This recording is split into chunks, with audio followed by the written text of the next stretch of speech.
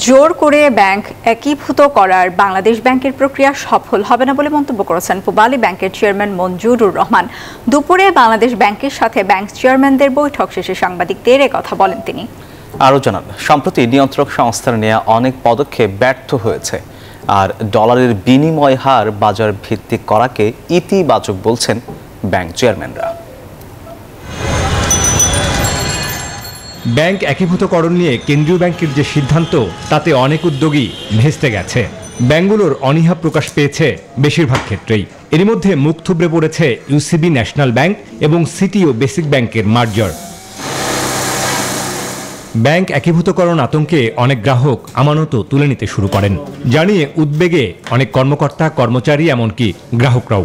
সোমবার কেন্দ্রীয় ব্যাংকের সাথে ব্যাংক চেয়ারম্যানদের বৈঠক শেষে সাংবাদিকদের এমন নানা প্রশ্নের জবাব দেন ব্যাংকাররা।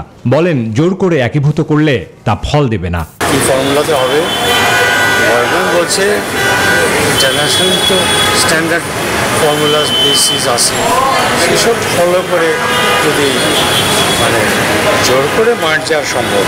মার্চ ব্যাপারে বাংলাদেশ ব্যাংক আলোচনা করতেছে, কি করবেন এটা সেন্ট্রাল ব্যাংক জানেন। ব্যাংক ঋণের সুদহার ও ডলারের দর বাজারের উপর ছেড়ে দেয়াকে ইতিবাচক মনে করেন পূবালী ব্যাংকের চেয়ারম্যান।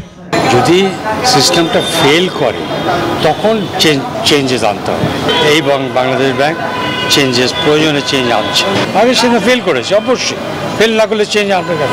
অর্থনীতি তার আপন গতিতে চলবে, চলতে চলতে এক জায়গায় থেমে যাবে, আবার নামবে, আবার উঠবে, এটাই তো অর্থনীতির নিয়ম।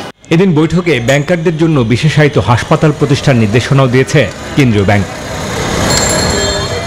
বাবু কামরুজ্জামান, নিউজ 24, ঢাকা।